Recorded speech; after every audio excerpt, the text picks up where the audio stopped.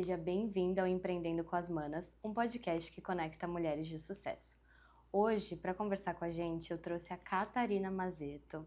Ela é gastróloga, psicóloga e minha irmã. No primeiro episódio eu conto por que Empreendendo com as Manas e por que eu chamo as minhas irmãs de mana. E hoje eu tenho a minha mana aqui para bater esse papo com a gente. Na segunda edição do Empreendendo com as Manas, o evento presencial aqui no Bar do Luiz, ela falou sobre síndrome da impostora. E foi muito especial ver a vulnerabilidade de tantas mulheres diante de um tema tão sensível. Pensamos, vamos trazer esse tema para o podcast porque é palco para mais conversa, não é, Cata? Seja bem-vinda ao podcast. Obrigada, Obrigada Carol. por ter vindo. Queria que você se apresentasse para as manas, porque eu já te conheço de cabo a rabo, mas conta quem é a Catarina Mazetto.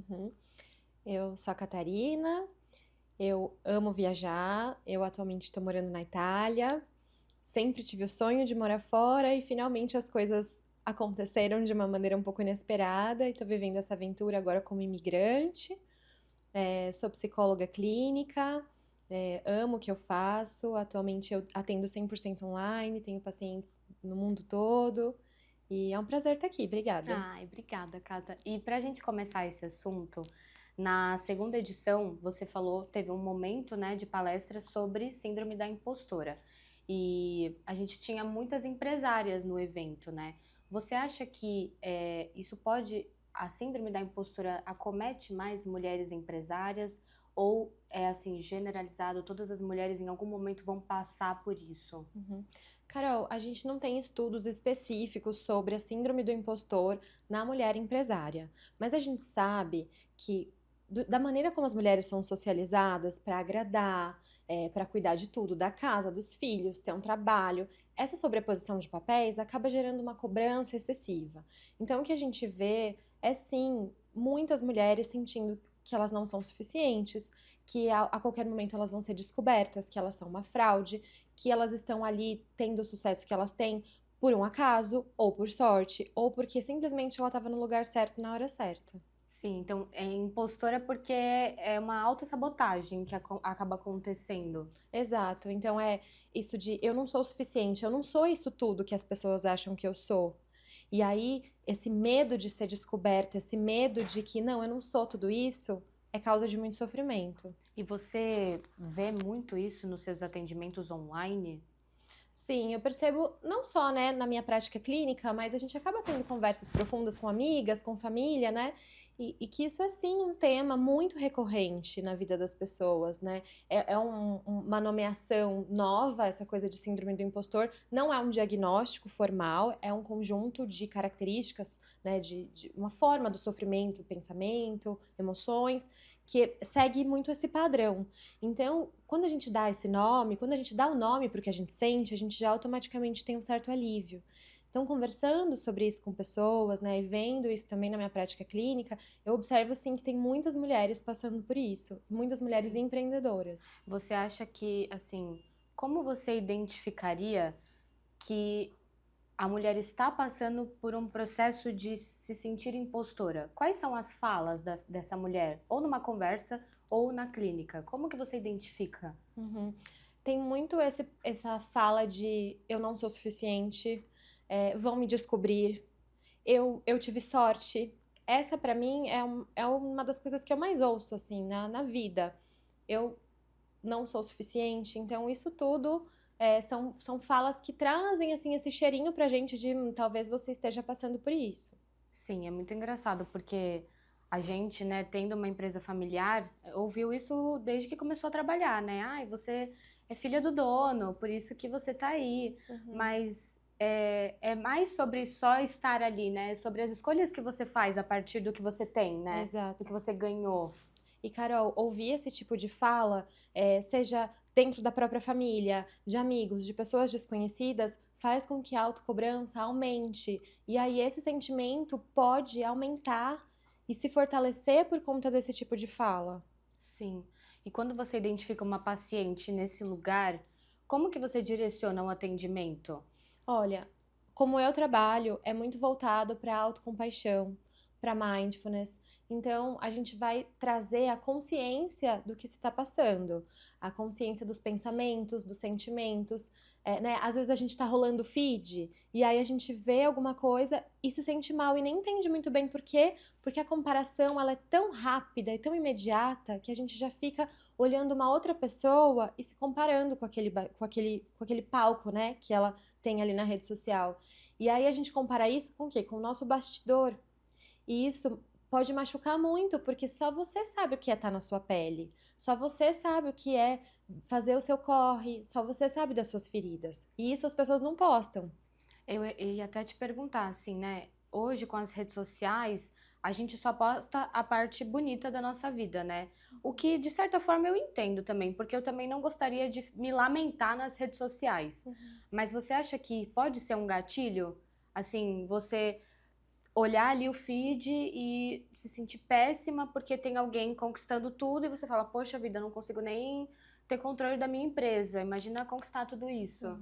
Com certeza, Carol, porque as redes sociais trazem um componente de que sempre vai ter alguém melhor do que você.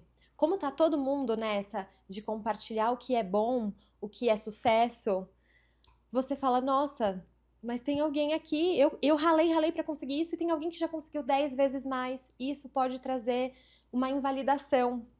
E aí a gente vai aumentar essa questão dos sentimentos da síndrome da impostora. Mas assim, Cata, eu não consigo visualizar você ter um negócio e não estar presente nas redes sociais. Por exemplo, eu abri o meu Instagram recentemente e eu posto as minhas conquistas, porque isso me passa credibilidade. E como que você acha que seria um caminho saudável estar presente nas redes sociais, mas sem se sentir péssima? O caminho vai ser muito individual. E essa é uma coisa que muitas vezes acaba sim sendo pauta de terapia. Então, para algumas pessoas, ela vai ter que delegar as redes sociais para uma outra pessoa, terceirizar e não fazer parte disso. Esse já seria um caminho mais radical. Outra coisa, aqueles bloqueios, aqueles limitadores de tempo, para que você não fique tão presente ali a ponto de você perder a noção do tempo. Uma coisa que eu gosto muito também, unfollow terapêutico, que a gente fala. Dá unfollow em todo mundo que gera esse sentimento em você, porque a gente não é obrigado a consumir coisas que vão nos afetar. Então, né, pensar, faz sentido seguir essa pessoa? Mas eu acho que o caminho, a resposta vai ser muito de pessoa para pessoa. Sim. Cata, e como na terapia você consegue ajudar a desconstruir a ideia de que eu vou dar conta de tudo? A terapia vai ser um convite para esse autoconhecimento e às vezes para criar novas regras, Carol. Então, às vezes você chega com esse pensamento, eu sou uma fraude. E a gente vai olhar para isso. Quais são os gatilhos que fazem você sentir isso? Como que isso te afeta? Como isso está afetando a sua vida? E aí a gente vai construindo, né? Eu falo que é uma colcha de retalhos tecida a 4 mãos, de você com a sua terapeuta. Sim, é muito engraçado porque eu tenho o nosso pai, né, como uma referência inalcançável, assim. E por muito tempo isso me deixava muito mal porque eu nunca consegui chegar no ritmo dele. E eu dei uma acalmada quando eu olhei pra ele como uma pessoa, só um homem que também erra e também tenta e tá fazendo o que quer da vida. Você enxerga isso também, assim? Tipo, olhar as pessoas como pessoas também que erram? Porque às vezes a gente vê alguém na rede social tão grande e ela é só uma pessoa também, né? Sim, e trazer essa humanidade pra você mesma. Então, às vezes a gente consegue até olhar pro outro e humanizar essa pessoa, mas a gente não consegue se humanizar e a gente cobra essa perfeição, por exemplo, se comparando com alguém da família ou com uma pessoa famosa, com uma pessoa que pra você é um modelo de sucesso. Então, isso pode ser uma armadilha perigosa, Carol, né? No nosso caso, a gente tem o pai papai, inalcançável. que é, assim, essa máquina de trabalhar. E eu já tive essa conversa pra ele, né? Com ele, eu disse, pai, é muito difícil ser sua filha, porque a barra é muito alta, né? A nossa régua não começa no zero, né? A Não, gente não falou isso. começa. Então, a terapia vai ser um convite para você criar novas regras, pensar em novos modelos, novas pessoas que podem ser modelos mesmo mais saudáveis, né? De trabalho, da nossa relação com o trabalho, porque também é perigoso a gente cair num adoecimento. A gente tá falando de fenômeno do impostor, mas quando a gente entra nessa roda infinita de trabalho, a gente pode chegar num burnout, e aí o nosso corpo para, né? Então, Hoje é muito difícil separar a pessoa física da jurídica. A gente falou da presença online, né? Isso faz com que a gente esteja o tempo todo ali atento. Vai chegar uma mensagem, alguém vai procurar meu serviço, e isso deixa a gente constantemente alerta. Então, pensar em ferramentas de inteligência emocional, de mindfulness, de autocompaixão, isso tudo pode ser muito importante para a gente ter uma relação saudável com o nosso trabalho. O mindfulness que você fala é meditação? Não necessariamente, Carol. Pode ser o mindfulness tradicional, que a gente pensa no modelo de sentar de pernas cruzadas e fazer uma meditação, mas a gente pode pensar no mindfulness como atenção ao momento presente. Então, você pode comer em mindfulness, ou seja, sem a distração do celular, né? Isso comprovadamente traz um alívio pra gente, Sim. porque nós estamos num mundo muito conectado, em que a gente está o tempo todo com milhões de estímulos por aí. Então, quando a gente faz as coisas em atenção plena, conversa com alguém olhando nos olhos, sem o celular, isso pode fazer com que a nossa ansiedade diminua, com que a gente tenha uma maior qualidade de vida. Teve uma vez que eu fui no salão e pela primeira vez, assim, quando a gente era criança tinha, né? Mas ele me entregou uma revista. E aí eu tava fazendo o cabelo e fazia barulho, então eu não conseguia conversar com o cabeleireiro. Eu fiquei folhando uma revista e foi tão bom. E aí depois eu me liguei, foi quase um mindfulness, né? Com eu estava certeza. no salão, eu não tava no celular, porque a gente tá em vários lugares ao mesmo tempo, né? Com o celular, você tá na Itália, você tá, sei lá, em qualquer lugar do mundo. E ali eu tava no momento e foi muito mais gostoso estar no salão. Um detalhe. Né? Faz todo sentido, Carol. E é exatamente sobre isso. Mindfulness não é necessariamente sentar e fazer a meditação que a gente está pensando, mas sim você estar de verdade no momento presente. E pode ser qualquer coisa, pode ser lavando o seu cabelo, seu próprio cabelo, tomando um banho, pode ser cozinhando, sabe? Fazendo o arroz de todo dia. Esse pode ser um momento em que você abaixa o volume dos estímulos externos para ouvir a sua mente, para estar com você mesma. Para mulheres empresárias que estão ouvindo a gente e a mente tá sempre a milhão, às vezes a gente até busca um podcast como esse, né, para sair um pouco da nossa própria cabeça. Quais ferramentas você acha que seriam boas opções? Você falou do mindfulness. O que mais você acha que assim daria para fazer hoje para mulheres que estão assim muito surtadas, cansadas, exaustas?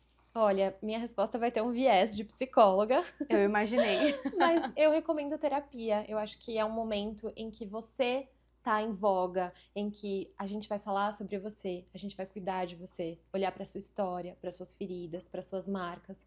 E isso é muito importante. Isso transforma vidas, né? E eu vejo isso na prática, é muito bonito, né? E na minha própria terapia também, no meu lado como paciente, do tanto que alguém olhando para mim com carinho e com cuidado me mostra novas perspectivas, me mostra que eu não tô presa, né? Eu posso fazer outras coisas, eu posso criar novos caminhos, novos percursos. Eu acho que isso é muito importante. Mas também eu vou dizer que ter amigas é muito importante, ter uma rede de apoio, né? Ter mulheres apoiando mulheres. Eu não vivo sem minhas amigas, né? Eu tenho vocês, minhas irmãs, eu tenho minhas amigas. Eu acho isso muito importante, assim, essa womanhood, sabe? Essa comunidade de mulheres e que elas vão entender o que você tá falando. Eu acho isso muito rico, muito precioso. Porque são problemas muito diferentes, né? O que os homens passam de problema, não que não passem problemas, mas são muito diferentes. Então, você ter com quem trocar e ser acolhida, e às vezes nem precisar explicar muito, é muito bom, né? É porque tem sofrimento que passa pelo filtro da cultura, de como a gente foi socializada, né? E isso é tudo muito parecido. Então, essa coisa da mulher ajudar em casa, da menina que desde cedo, da mulher que aprendeu a cozinhar com a mãe. Então, as meninas e as mulheres têm essa socialização diferente. Isso não é invalidar o que os homens passam. Os homens vão passar por outros tipos de sofrimento, como você nunca pode chorar, você tem que ser forte. E isso vai gerar outros prejuízos. Mas é muito bom você estar num lugar onde você diz uma coisa e a pessoa diz, nossa, eu sinto assim também, né? Então, amizades têm esse poder muito, muito forte na vida da gente. Sim, eu te perguntei, assim, de ferramentas, porque eu acho que hoje, talvez, eu já cheguei com esse viés da rede social. A gente já quer coisa muito rápida, né? Exato. Então, quando eu te perguntei isso, eu já tava esperando um milagre, eu não vou mentir. Porque eu preciso disso também, porque eu tô sempre pilhada, né? E não tem milagre, né? O milagre é olhar pra dentro. Exato. Não existe milagre. O processo leva tempo. Tem um meme, assim, que é terapia não é miojo, não fica pronto em 3 minutos. Amei. Demora, né? Sim. E é um investimento em você mesmo, né?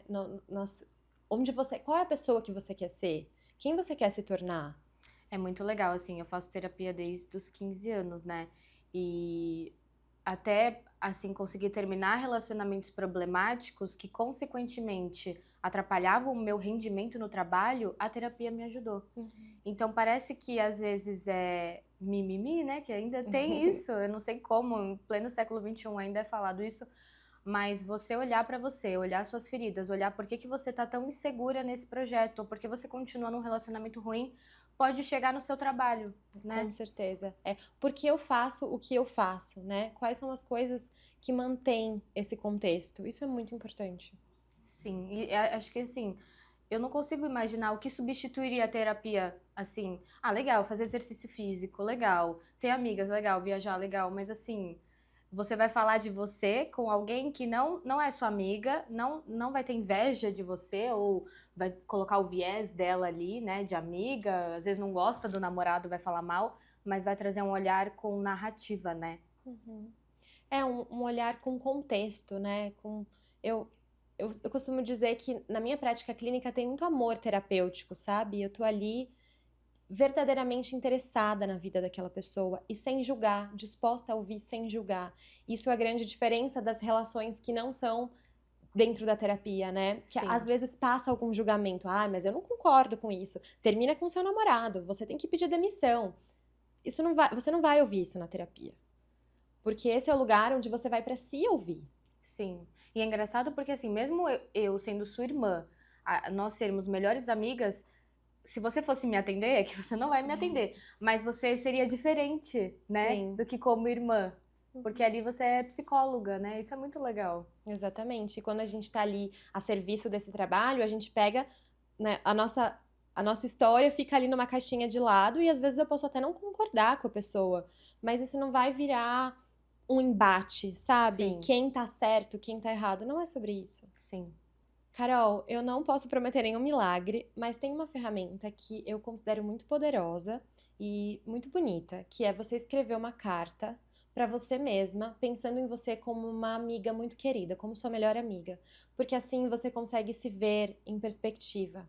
E dessa maneira, dificilmente você vai falar com a sua amiga dizendo palavras muito duras, colocando ela para baixo, que é uma coisa que muitas vezes a gente faz com a gente mesma.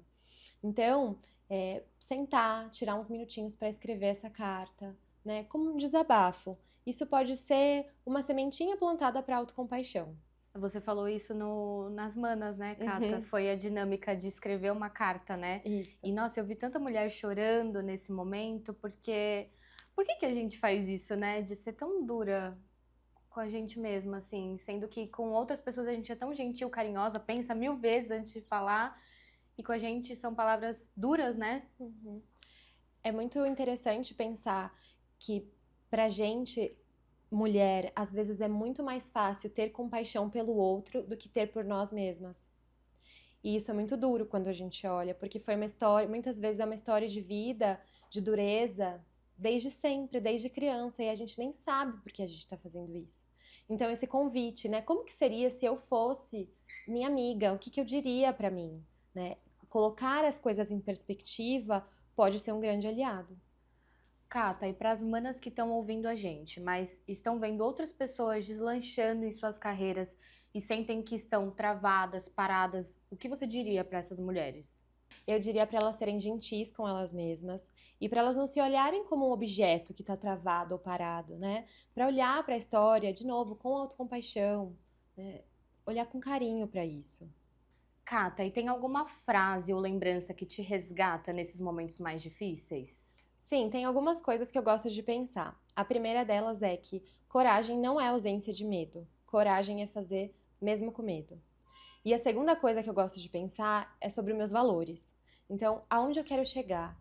Quais são as coisas que me aproximam da vida valiosa que eu quero viver? Isso pode ser uma ferramenta muito potente para mudança. Sim. E para quem assim tá flertando em fazer terapia, mas ainda não tem certeza, o que você diria para essa mana? Carol, eu diria para essa mulher, do fundo do meu coração, não só como psicólogo, mas como mulher que já precisou de terapia, se dê esse espaço, abra essa porta. Isso pode ser muito transformador. E Assim, eu não vou mentir, a questão financeira às vezes acaba sendo um ponto, né? Ai, não vou fazer terapia, quanto que é uma sessão? Se eu guardar esse dinheiro, engolir o meu mal-estar, eu vou ficar com o dinheiro, né? Uhum. O que você acha disso? Eu entendo completamente, porque tem um investimento emocional, financeiro, de energia física, é um investimento, né? E aí você pode dizer, nossa, mas se eu não gastar com a terapia, eu posso fazer XYZ, viajar, passear, ir pro bar, enfim, uma série de coisas. Mas qual é o custo de ficar com esse problema, como se ele fosse uma mala pesada que você não aguenta mais carregar? Nossa, profundo. Cata, e você como mulher empreendedora, qual é o maior aprendizado que você carrega de se olhar com mais amor? Eu acho que a vida fica um pouco mais leve no momento presente. E se a gente pensar no longo prazo, isso é o primeiro degrau da escada, que a gente começa a subir para a gente se tornar a pessoa que a gente quer ser. Então é um ponto de partida, Carol. Acho que é isso. Sim.